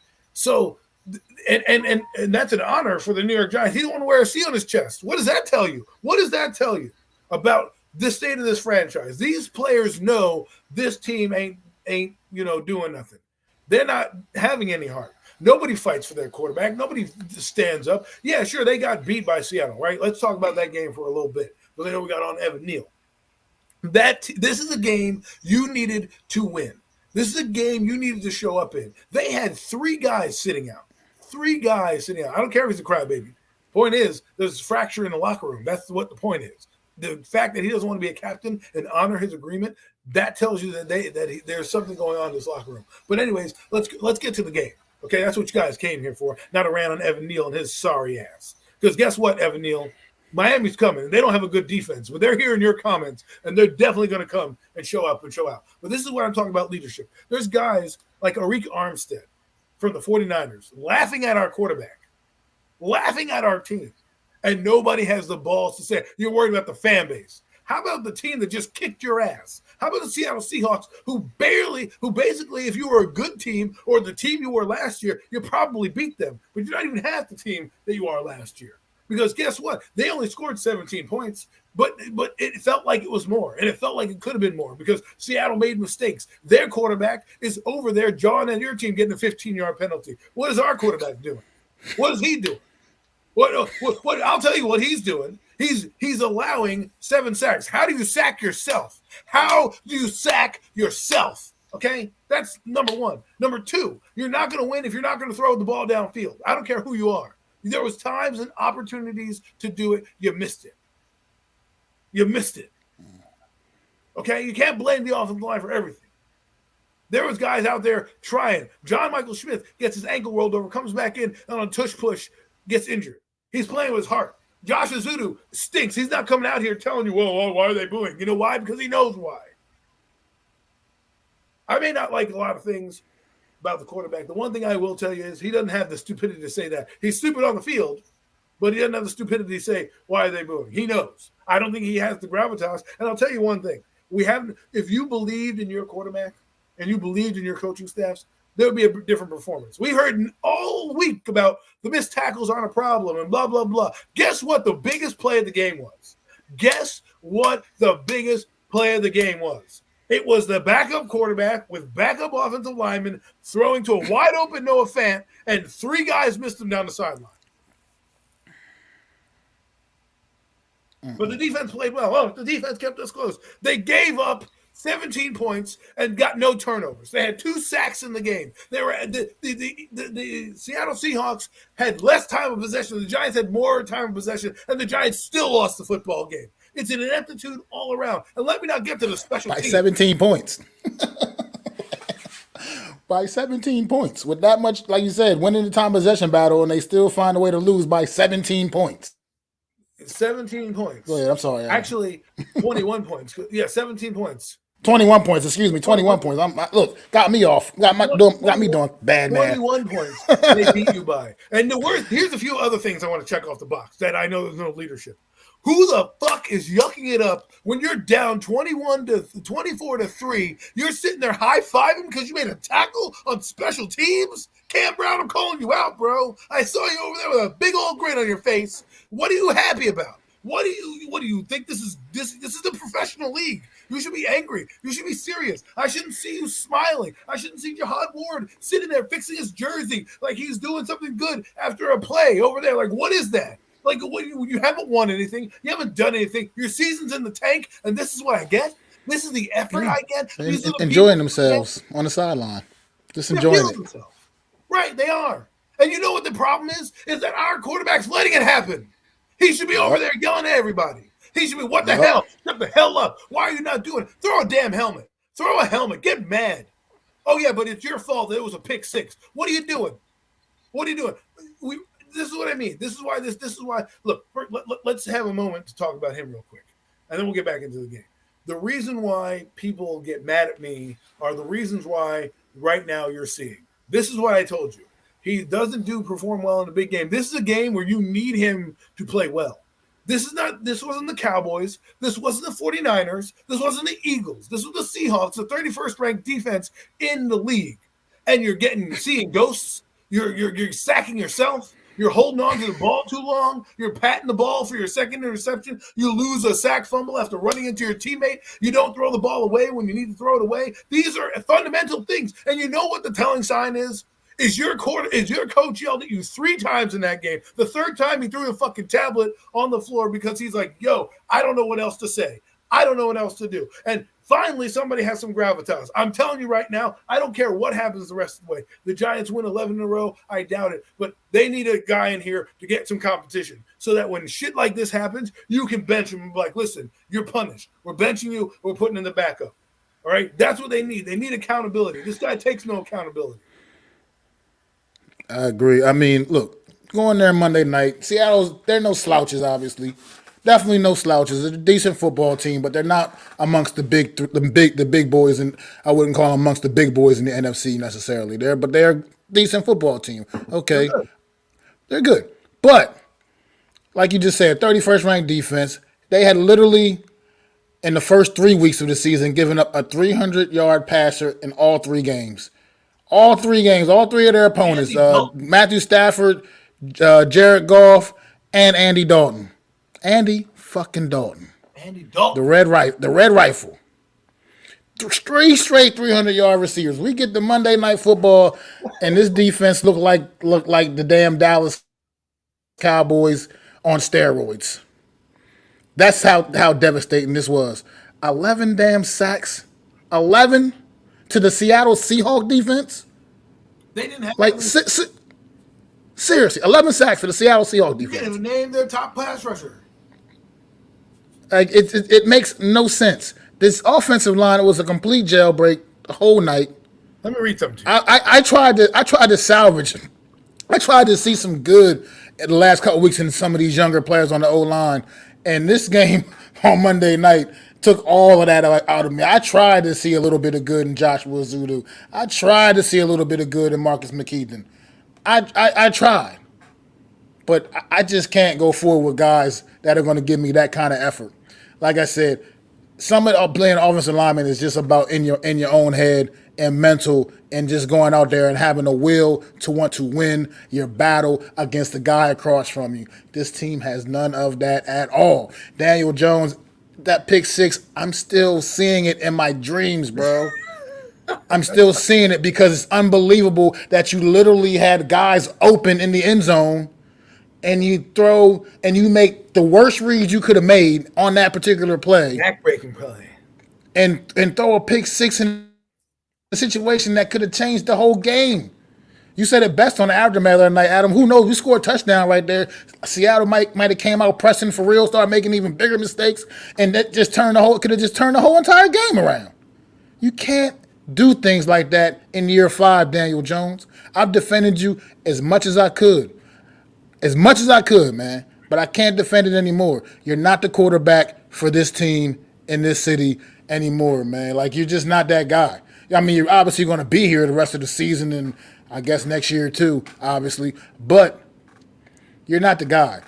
You're not the only problem with this team, but you're damn sure ain't the solution, bro. You are not the solution. Let me put it to you this way. When your captain of your team, your franchise player, your running back, doesn't want to wear a C on his chest, the next guy in line, your quarterback, needs to be the next best player. He's not playing like a $140 million quarterback. He's playing like the guy we knew he would play. And I think what happened was the NFL caught on to him last year when Daboll was like, let me run away with this. Remember, the Giants were 3-6-1 for a reason down the stretch last year. People forget about that shit. They didn't beat anybody good. They beat the Texans, the Washington Commanders, and the Colts. Okay? Not the murderer's row of freaking teams in the second half. Okay? Of those games. They lost to Seattle. They lost to the Eagles. They lost to the Cowboys, right? In the second half of the year. Well, and six losses, right? Because most of the losses came in the second half of the year. Minnesota, okay? So this is what I'm talking about. This just spilled over into the game, right? We had this big game against Minnesota. All right, Minnesota was terrible. That shows up right now. Minnesota is not good right now, okay? The Cowboys, the Eagles railroaded us. It has been the same song and dance. Anytime a big defense comes in, the reason why you get a big-time quarterback or a guy that can play is for games like this.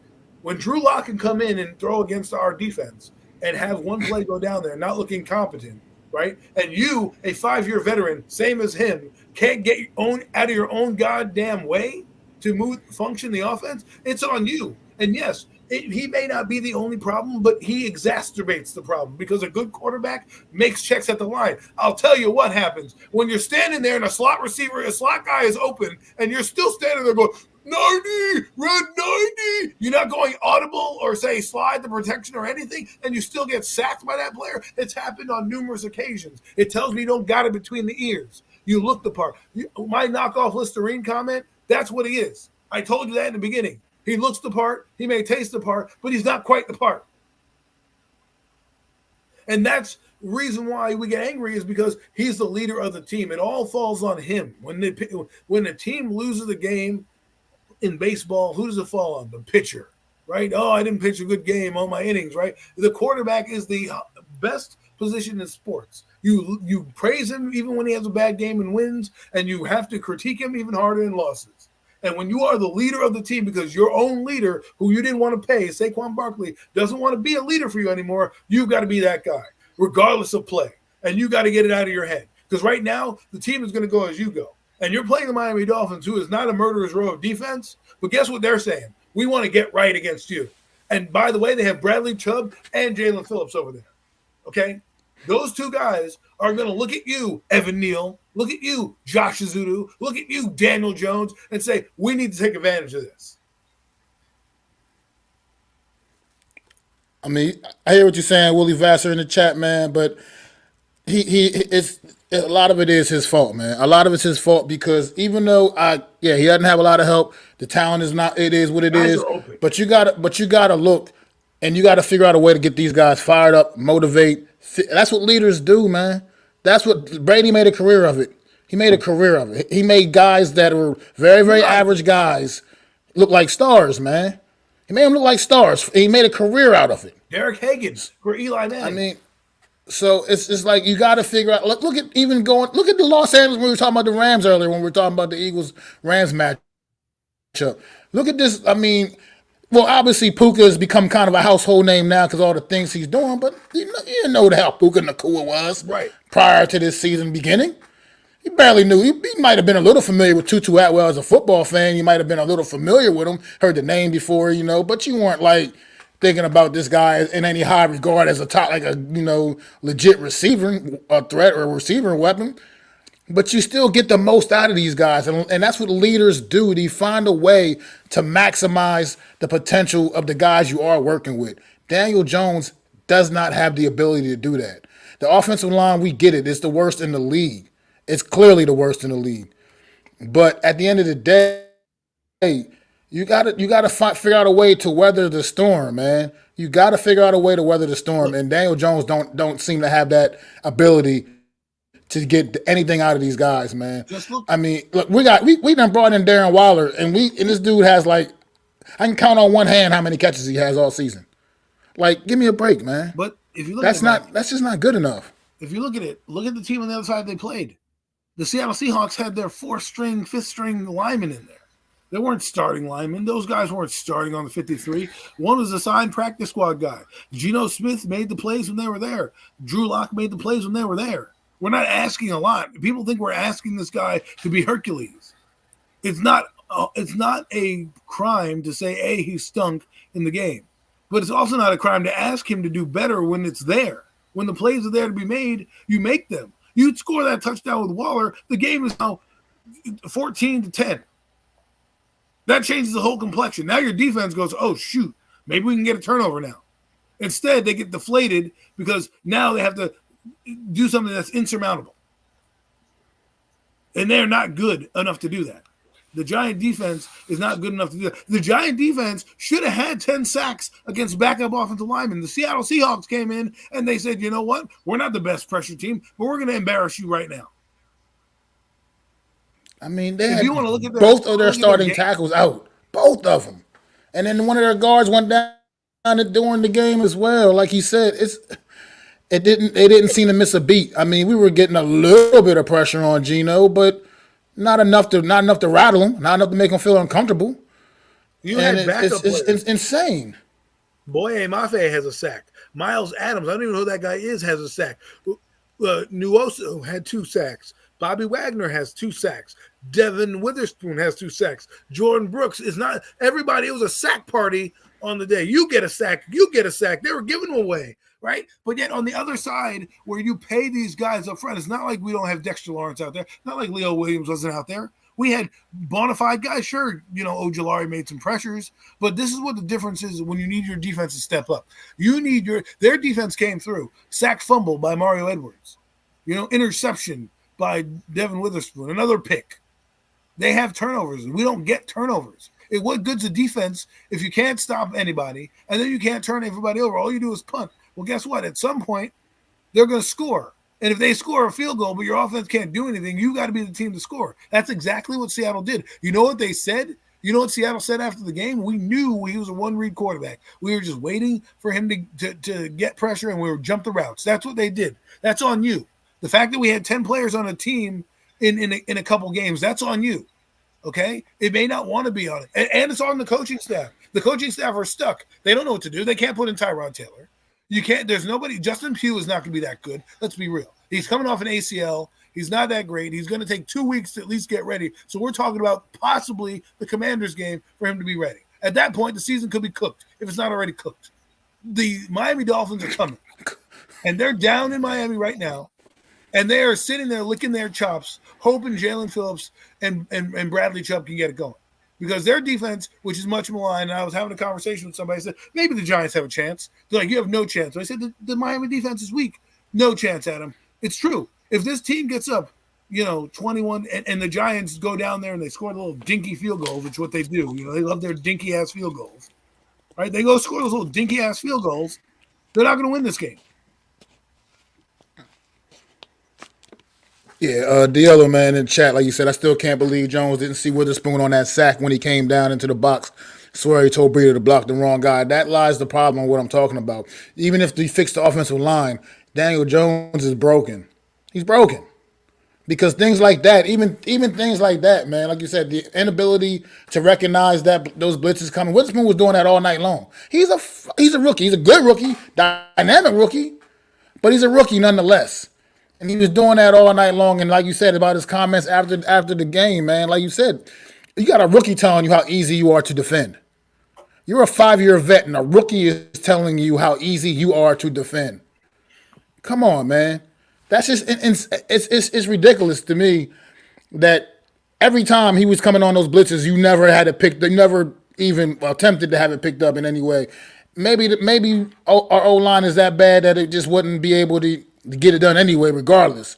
But at the end of the day, you never even nothing. It was just terrible. You just let him come in clean every time, just teeing off, and that's on Daniel Jones because he has to see that. He has to recognize that. Your center, who usually makes the calls, offensive line adjustment calls, he's not going to see that. That's on the quarterback. The quarterback has to recognize that. Willie, while I want to believe that just changing out an O-line coach is going to make us better, it's the talent on the field is also not executing. It doesn't matter how good the O-line coach is if Evan Neal's getting run around like a turnstile. Okay, it doesn't matter if the coach is out there if Josh Azudu's getting blown up in the backfield. And it's true. Cole Cowboy's right. NFL players don't respect DJ. And what do you think Miami's going to do? What do you think Miami's going to do? Okay, they're going to try to intimidate you. This team looks like it can get bullied. Why? Because its quarterback needs to put his chin out. It's one thing to be tough, but at some point you got to fight back. Okay, you can't just keep taking a beating. People are going to respect that to a certain extent. Oh well, he's a tough guy, but man, he should fight back every once in a while. Be the reason. Be that guy. And oh, by the way, Miami. It's not going to be any easy task, okay? Guess who's number one quarterback against the blitz? Tua Tagovailoa. And guess who's the number one team that blitzes? The New York Giants at 40%, okay? I know that the Dolphins defense, those guys out there that they're just gonna beat the blitz almost every time if they if you don't get there, you're gonna beat Right. it every time. And let's be honest, they're getting some guys back on the defensive side and the offensive side. They know what's coming. They have the Giants and the Panthers, 1-3 and 0-4, staring them in the face before they go play the Philadelphia Eagles in 2 weeks. They know They know it's on the table. They just lost to the Buffalo Bills. In order for them to keep up in the division, they need this game because Buffalo. Guess who Buffalo plays next week after they leave London? Bingo! They play us. So they don't want to be the team that lets the Giants win in case they get to head-to-head tiebreakers. Miami has everything riding on this game. They want to show the world that last week was a fluke and that they're still a Super Bowl contender. Guess who's coming in? We are. And they're seeing that they're over there trying to get their players back and focusing on the game at hand, and we're sitting over here worried about the fans booing. See the difference in mindset? That's the difference from a winning team and a team that's unraveling. This team is unraveled. I don't think they're unraveling. They're unraveled. I feel like this. We're not This New getting York Michael Giant Smith. team, Michael Smith's man. not playing. Andrew Thomas may not be in the game. Andrew Bellinger's banged up. With the entire team is banged up. This is a buzzsaw game. I had an inkling like maybe the Giants can do something, but I realized they can't score 30 points. This Miami Dolphins team averages 37 points a game. Banged up with the entire team. My fault. But this team is. I don't even think we have a chance in this game. I barely want to talk about it because it's an absolute joke. You know what Vegas I has mean, us it's at? 10-point underdogs.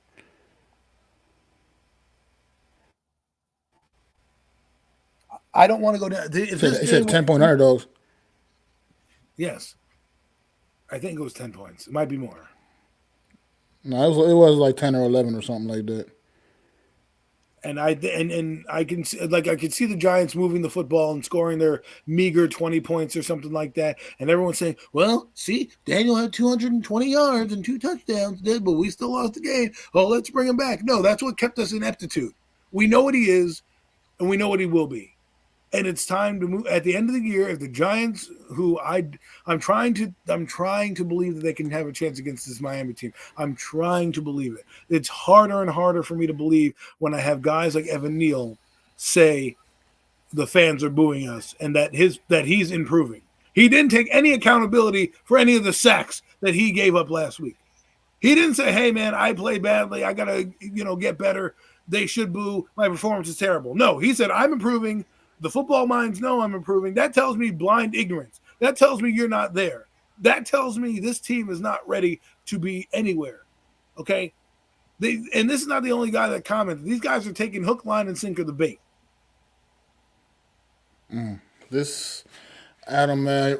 Usually I'm the more optimistic one, and you're the one that's just coming right to, right now, Adam. I'm sorry. I see this Miami team throwing 50 up on us, bro.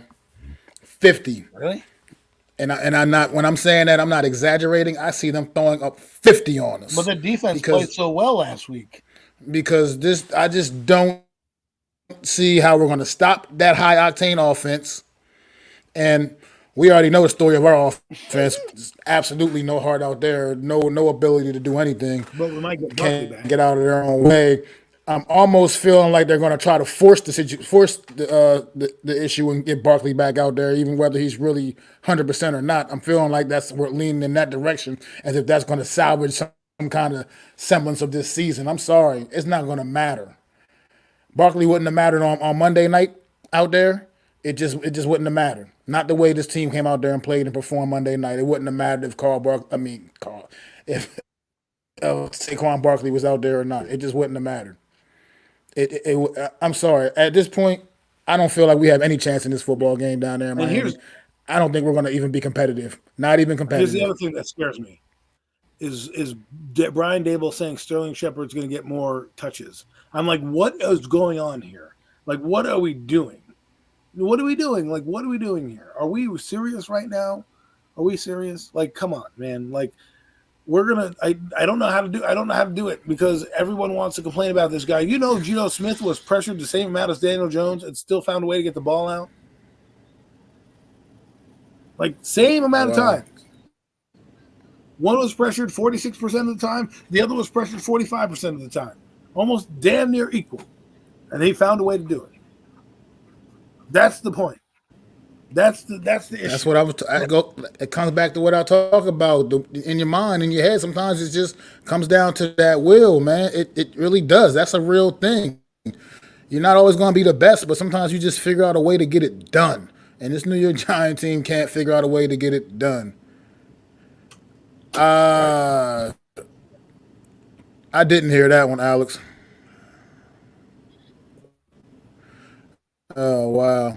No, he has not been okay. I've noticed it myself since the preseason. I did not want this dude returning punts. I said he was okay for kickoffs, but not punts. And that railed his ugly head on Monday night. We got the ball back, not that it mattered, but we did. I mean, we didn't lose. It didn't turn out to be a turnover, but it's just that kid shouldn't be back there. And the fact that Adoree Jackson is the answer to go back there and be the backup punt returner. You have Paris Campbell. You have I don't get Robinson, you have Sterling Shepard. Like, fucking Darius Slayton back there. He's done it a couple of times in the past too. Like, I mean, you're not getting anything else out of these guys anyway. Like, if they do that against, I know people like Richie James. It's like I don't even know what to say anything. Barkley will probably be back this week and probably get injured because they'll push him too early to come back because their season is basically. If you thought the season was on the line this week, the season's on the line right now. Because if you don't win this game against Miami, you're not winning any games probably in October, except because the defenses only get harder after Miami. You got Buffalo, you got the Commanders, and you have the Jets. All top 5, top 10 front fours. And I don't care about Justin Pugh. He's not that good. He's not going to stabilize the line. You still have Evan Neal out there. That's not going to do anything. Yeah, I mean, Willie Basher, I appreciate you trying to keep our spirits up. I appreciate it, bro. Especially considering you a Cowboy fan. I definitely appreciate it. But at the end of the day, reality is what reality is. And when you see the performances, watch this team, you just know that there's just no fight in this team, man. There's no fight like the Panthers have whatsoever. Fight, right now, exactly. That's exactly what I'm talking about. Those teams, the Panthers, the Bears, they might be 0-4. They might have a worse record than us right now. But I don't believe we beat those teams because those teams are going to fight to tooth and nail to the end, and we don't have that ability.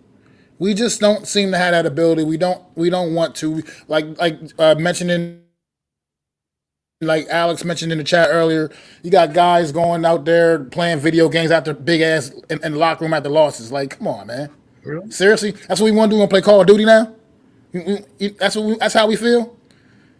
Like, that just says a lot about this football team, and none of it is positive. Adam, man, look, I think Miami's going to kick our ass. I think it's going to bear them. I'm pretty sure you assume that they're going to win the game as well. I don't think you. I mean, I don't want to speak for you, but no.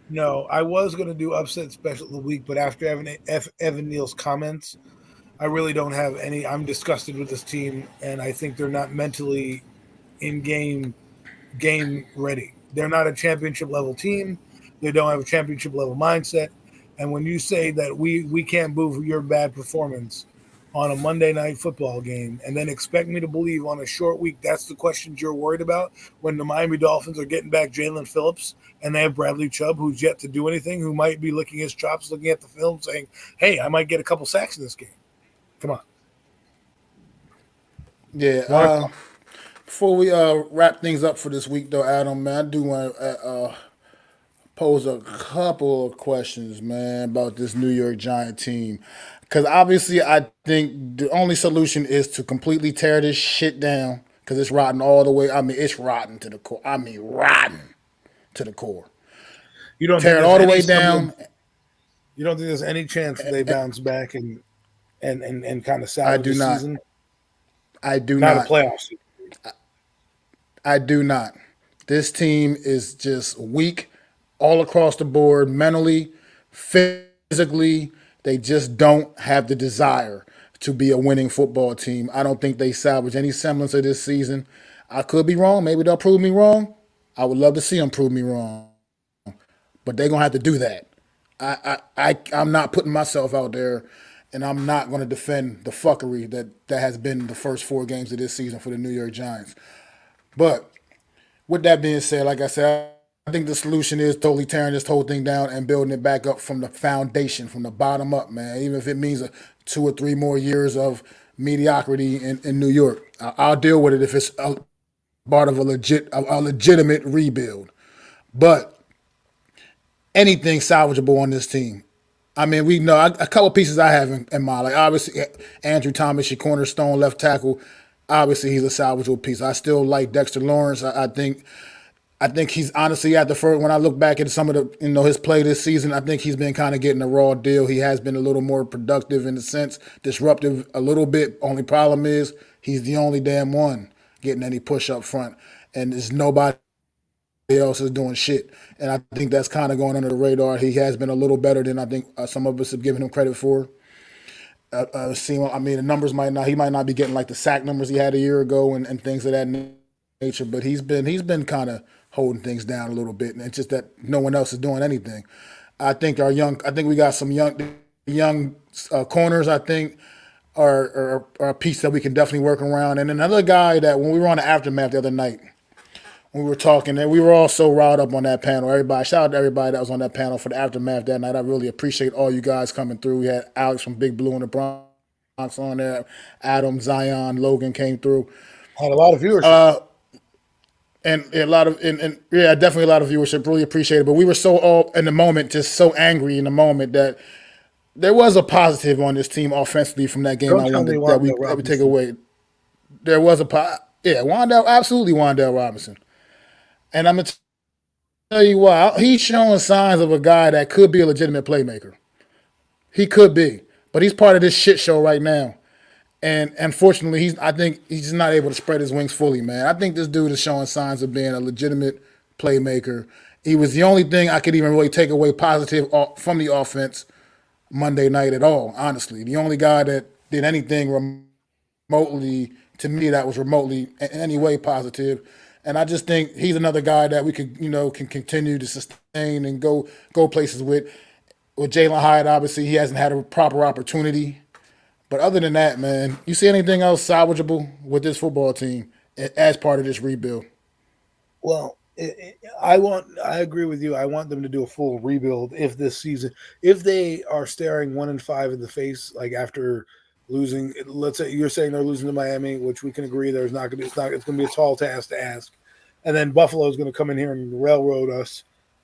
Actually, we're going to Buffalo, excuse me. So they're going to railroad us. If we're 1-5 and 2-6, 2-7 at the end of this, yes, I think you need to tear it the fuck down. I don't think they're making the playoffs anyways. You got to make that determination right now. Say, listen, because the Giants have 2 options. They can wait and see who gets signed off their roster and then basically sign nobody in free agency so they can get comp picks for all their guys, or they can try to trade them now while teams are still looking in the market, right? But I think you need to do a full rebuild. I think if you want to make Daniel the quarterback next year as a bridger, say, listen, we don't really want him to learn from you because you stink, but we need somebody here to keep the seat warm while he learns. So that's the guy that I think needs to be there. So if they're going to rebuild it, I want them to keep Dable. I don't mind if they keep Shane. McKinney's probably gone. A lot of these other guys are probably gone. I would just tear it down and bring everybody in. I told you guys, you need to get rid of the old regime's players because when you keep the old regime's players, all that team knows is losing. Willie Vassar, man. I wouldn't say it to that extent that he sold us that he sold us a dream. I think we had a little bit more success than we were expected to or should have a season ago. He was coach of the year. I think this team went into this offseason and they made some mistakes, clearly made some mistakes. Invested in a quarterback that's just not the guy. And I just think that he's learning now the hard way, the error of their ways, the decisions they made. I can only imagine. I would love to be a fly on the wall in a room with him and Joe Shane speaking candidly just about about the state of this team. I would love to be a fly on the wall and hear some of their discussions and hear if they I think they do fully understand that they made an error with Daniel Jones with the signing of him going forward. I think they just understand Well, the that question will they be, made a mistake in general with just not would not trying to make this their own team, make this their team, and get their guys here, truly get their guys in here.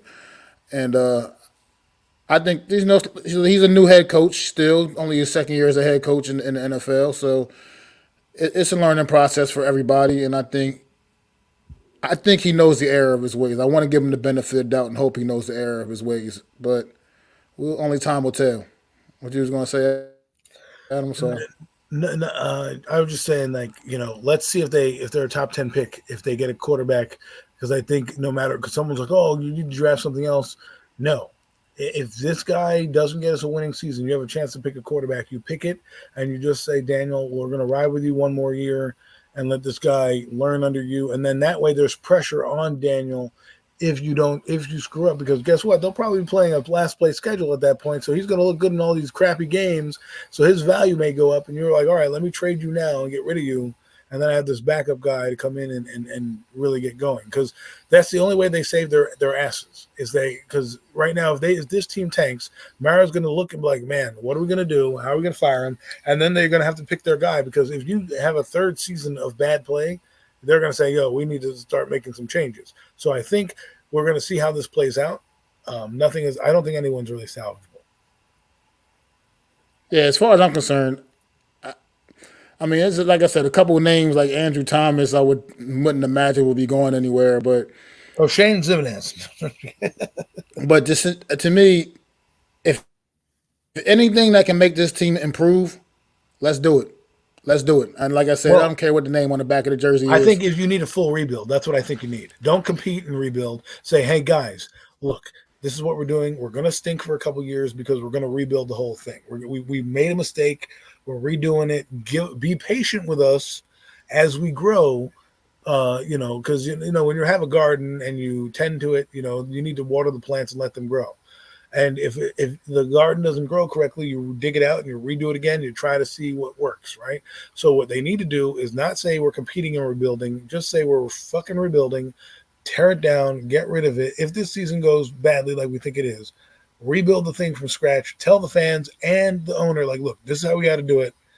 We tried your way. Now let's do it my way and go from there. Because when we got the expectation of getting 25, everybody thought we were a couple players away, and we weren't. We didn't even know if our quarterback was the guy technically yet. We were happy that he was competent, but now we realize he's not the guy. So now you need to do it and reset everything and say, listen, let's next year. We're not trying to win next year. We're just trying to build our team, see who's going to be our guys going forward, get our young quarterback. Because if you get your young quarterback, there's no guarantee you get a young quarterback in 2025. This year's draft class, they have a lot of them coming out. You need to get one in this draft. And if you happen to be in the top 10, do it. It's an absolute must. It's an absolute must.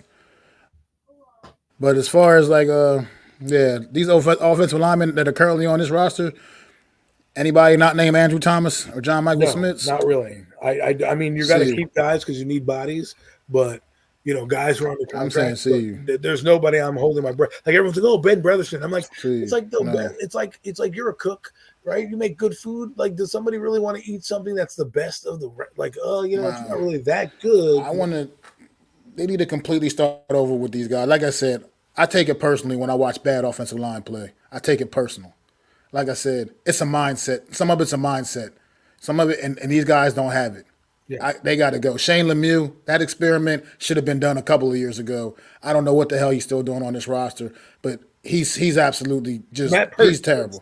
Matt Pert, see you later. Peace out. Bye-bye. See, if I were them, this is what I would do. If I'm in the top 10, I draft my quarterback, and then everybody else I draft linemen. Just draft linemen and say, listen, this is how we're going to do it. Because what do the good teams do? The good teams draft players at positions even though they have guys in front. And so then when that guy gets older or traded or injured or whatever, they just have a guy that replaces him. And you know what they do a couple years later? When that guy's developed, they bring in another guy. And you just keep doing it. And it's not a bad thing. Like it's called at bats, right?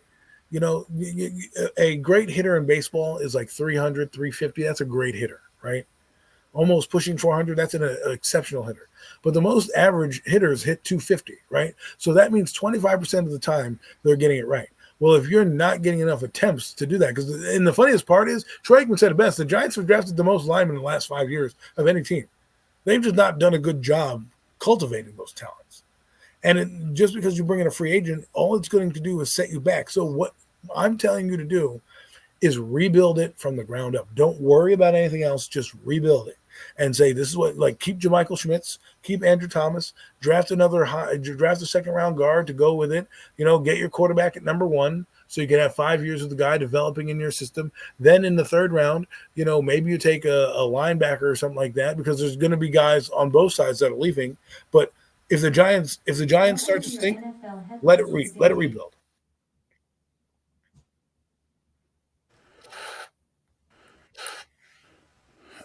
Yeah, I mean, obviously, live in a realistic world. We know what we're talking about. We're not going to actually literally get rid of None everyone, of these guys are getting better. but Let's be honest. Okay. at the end of the day, you got to find the guys that have a little bit of dog in them, that really just have some kind, and you got to find those guys, and you got to move forward with them, and get rid of the rest. Right now, Evan Neal, man, God, I wanted you You so better bad have a an couple of years immaculate game ago. on Sunday. You better I, not let up a sack, a hurry. You better not let anything up, because guess what, 73, you're a big man and we can see you from a lot of places. So you've got a bullseye on your back that's bigger than the Empire State Building. I hope your little pea brain can live up to the pressure that is now that you put on your team undue to you because you had to flap your guns. Do you know how hard that is to try to defend your comments now? two You years know how hard ago, it's going to be? 2 years ago, when the New York when Roger Goodell walked up to that podium and said, with the number 7 overall pick, the New York Giants select Evan Neal, tackle from Alabama, I was ecstatic. I thought, okay, we got our bookend tackles now. We got AT, we're going to have Evan Neal, we're going to be rocking, we're going to be rolling. Evan Neal, man, you will have been such a disappointment to me, man. And then these comments today, now I barely even respect you anymore, bro. Like, like I've been talking about, maybe they need to kick you in the guard and maybe that can get a little bit more out of you. At this point, I don't even want you on the team. As far as I'm concerned, New York Giant Well, players, they don't come out and make comments like that. They don't. And then the fact that I feel like you're not even going to respond with good play on the field is what makes it worse. That's what makes it worse, because I don't feel like you're going to respond with good play on the field. You're going to just go out there and continue to be the turnstile that you have been throughout your career thus far. loser. Nothing different is going to happen. You could not block the Seattle Seahawks defensive players, who I don't even know who the hell half of them are. You couldn't block them. How are you going to stop? What are you going to do this week against Miami? What are you going to do against Buffalo? What are you going to do They're against getting Washington's Von front Miller back seven? this week. Well, What are you doing against Washington's front seven? What are you going to do against the Jets defense? And the Raiders, they might not be great defensively, but they got a great pass rusher, and his name is Max Crosby, and he will feast on your ass too. What are you going to do against players of that nature? I mean, against this competition you got coming up, bro. You out here crying about the fans booing? That's what you worrying about? Worry about getting better and do your damn job the right way. I get up in the morning and I do my job. Get up and do your job. Look yourself in the mirror and do some soul searching, man. Because you're getting paid a lot of money right now to do absolutely nothing. And you're getting paid a whole lot.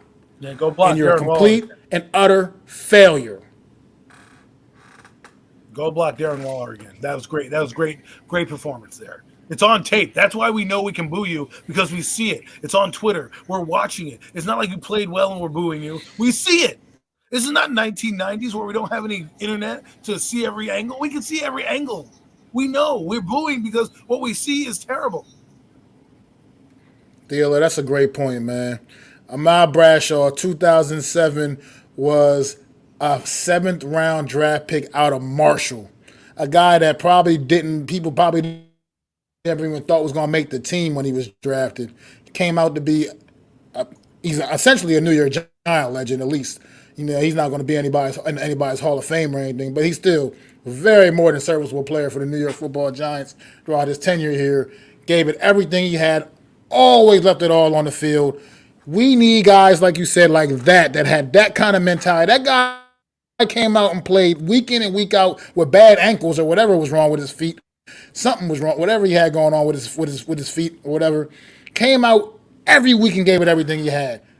I mean, heart of a champion. And now we got a whole roster full of old softies. I just don't get it. I don't get how we could fall this far. A historic franchise like the New York Giants, a prideful franchise, has fallen this far off the cliff, man. Where it's like we're at the point of basically the point of no return. It has to be torn down, and it has to be built back. Has to be built back up, man, the right way. Like I said, if that means dealing with 2 or 3 more years of mediocre football in New York, I will deal with that. And with knowing it's a proper rebuild, and we will be getting back to greatness. But right now, we're headed nowhere. And I just can't no more, Adam. You got any more final thoughts before we wrap this up for the day, man? It's hard to believe in this team. It really is. With idiots like that, it tells me that the leadership's not there. It tells me they're not listening to their coaches, and that this guy has now put an undue bullseye on the entire team for no reason. And it's going to be now even harder in an uphill battle. Had you just lost and be quiet and didn't say anything and didn't take that reporter's questions that, they're going to do what they're going to do. They pay their money to come here. No one's going to care. They'll be like, all right, respectable. The fact that you said that, guess what? Bullseye is going to be on you. And I guarantee you, if we have a bad game, you know who's going to put you up there and show you how bad you are? Baldy's breakdowns. That's who. Yeah, I'm done wasting breath on this New York Giant team for the rest of this particular day. I'm going to enjoy the rest of my evening. Guys, I want to thank everybody in the chat, man. Y'all came through. Great energy in the chat, man. Adam, thank AK was on earlier. If you guys missed it, go back, check out the beginning of the show. I had my guy AK from NFL Reality Check on here. I had to man up and eat some crow. Man was telling me how bad this football team was. And, I was a little on the over-optimistic side prior to this season, man. So I had to man up and just go ahead and kind of apologize to that brother.